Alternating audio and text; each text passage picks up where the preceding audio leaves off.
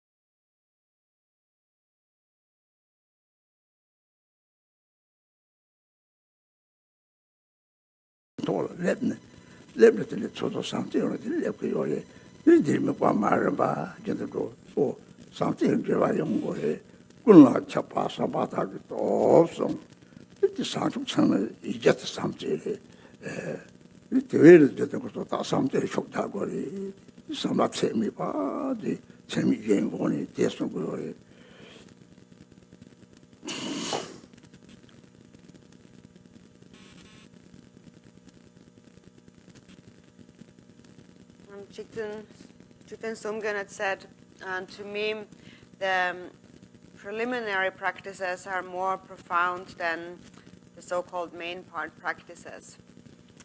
And with the preliminaries, we really mean the four immeasurables. And there's really no practice that is not complete within the four immeasurables.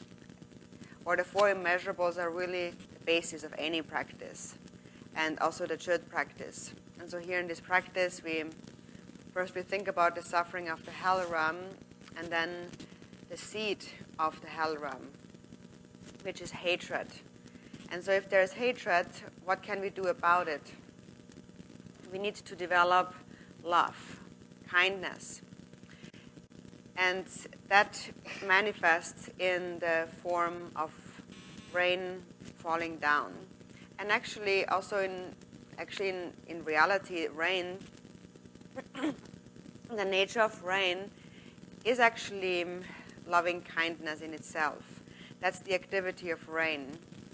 It has a kind, gentle activity in itself. For example, when it gets very hot and everything dries out and then it rains, then everything comes back to life. So in a similar way, the other five elements perform their activities, and these are actually Buddha activities.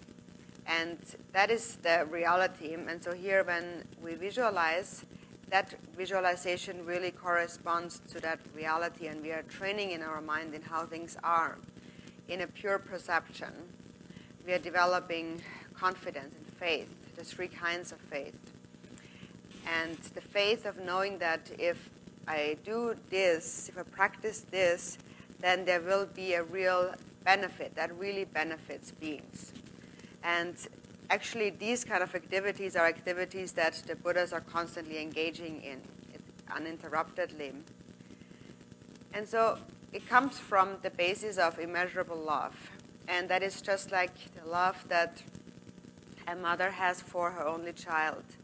Because the mother loves her child, no matter how troublesome the child is, she will never hate the child. She will always love the child. And therefore, because she loves the child, she will always be patient without ever hating the child. And that is actually how we can purify this karmic imprint of hatred from our minds. If, for example, we get angry at somebody else, and then we are both angry at each other, then it only gets worse. On the other hand, even though the other person might be angry at you, if you keep loving them all the time, then eventually that person might feel that I'm always angry at him, but he's always very kind to me, actually. He's always patient with me. And their mind will change eventually.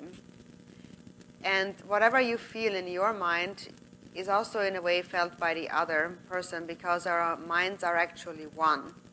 Not just our minds, but our minds are also one with the Buddha's minds. So when you are angry at someone, then you are actually, by doing that, by being angry at someone, you are actually also strengthening the anger in the other person, because they can feel your anger, and that increases their own anger, and then anger just increases. And often when that is in a context of great love, for example, between oneself and one's parents, then that kind of anger that arises is often completely unbearable. So again, anger needs to be remedied with love. We need to cultivate love. Even if somebody else is angry, if you are kind and loving towards them, then the anger in that other person will also eventually diminish.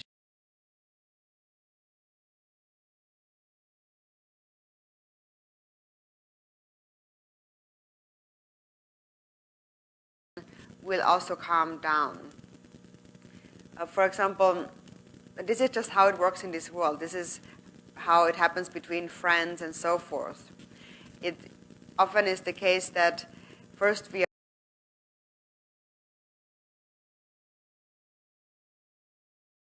are best friends, and actually the best friend, when things go wrong,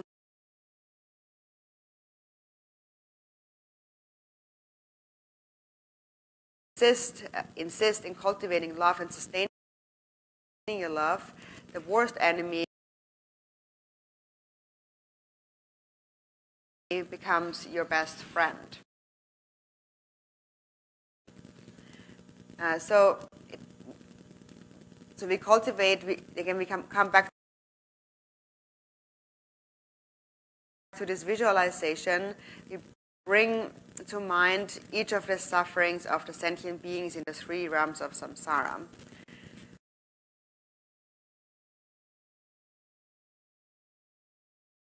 Perspective. And now here, when we are practicing in a session and we visualize, then even just this one session of practice is the benefit of others. It benefits countless sentient beings, and it leads to your own happiness of body, speech, and mind. You are connecting to sentient beings in this way because you're cultivating love. So you are actually directly, you are establishing a direct connection to sentient beings by cultivating love. And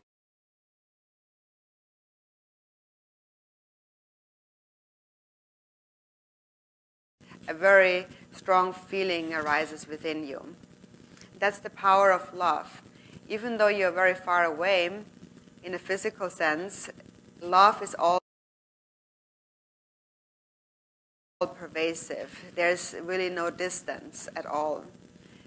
On the other hand, if love is lacking, even your bodies are together, if the minds do not get along, then there is no special feeling at all, even though you are together. And then, even though the other person right next to you has a hard time, it doesn't really generate a feeling within you. A person who has great love, they naturally have a feeling when other people suffer. For example, a person with great love, when they see somebody who is sick or in pain, and then they touch them, that touch has a very special power actually, and it's not because of their touch, it's because of their love.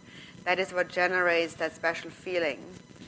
And then there's other people who, when they touch, there's just no special feeling, and that's because there is no love. And that's also why some medicine or some physicians are better than others.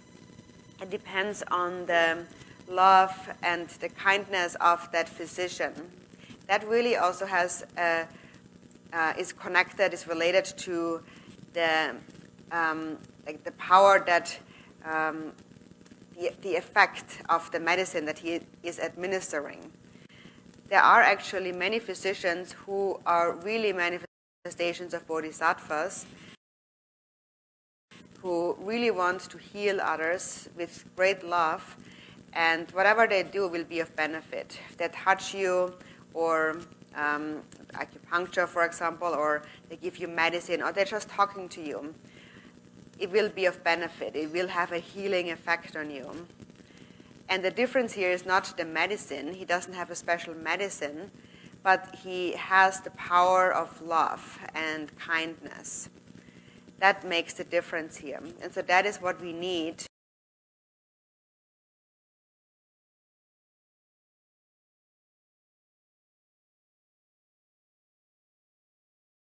to remedy, to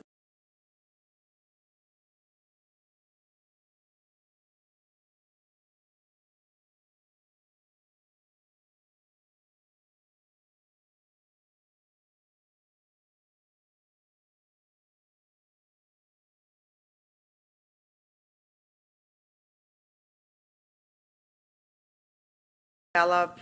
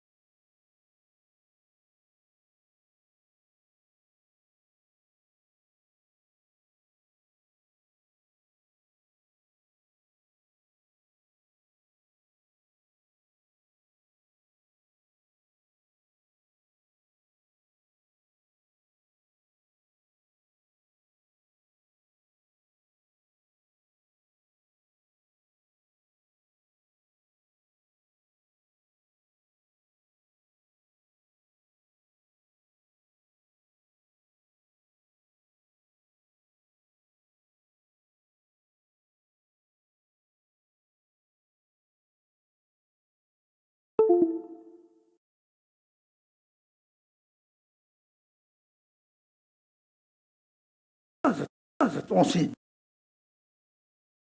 지박을 들고 요래 현공만 줘봐 시험만 지박 동생들가 들어 저도 동생들 보라 이 동생들 다들 이 상반은 hin기래서 동생 대게 들이 고속선나 매 사바티 로데들이 다이다 제요 다다 가시라 생각 배사사야 망보나 다한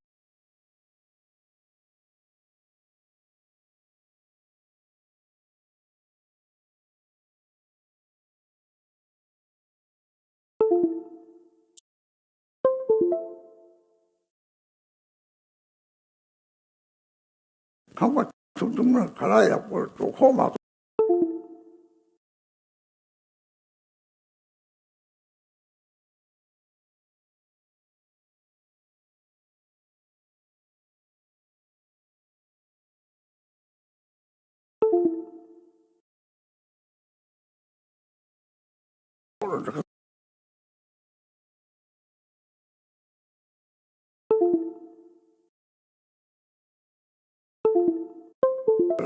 양을 약합 로잡을 폐기해서 가르동 양을 답을 주소로 좀 주소 양은 비싸다도 대서는 로고도 생글 비tam차지 이 비싸고 되는 배는 봐요 말이 용을 고사비 되는 거예요. 그래 별난 문제있어. 아버지 요래지 약번에 와. 사카디 잡소를 라마치보래. 그렇게 라마. 사카디 잡소를 라마치보래. 공배 가와 돌아막다 보래. 라마라치. 근데 결혼식 라브랑게 이렇게 또 이시죠. 아까 이시죠. 말라리 바나이 고카자카. 아코이시. 아크이시. 아까들은 안 보라고요. 아크이시. 사카디 잡소게 아크이시 베테 마치 뭐로 마치 뭐요. 공 돌아오시다 요 말. 당 닦고 자가 말마 고걸 타고 닦고 자가 말에 문이 툭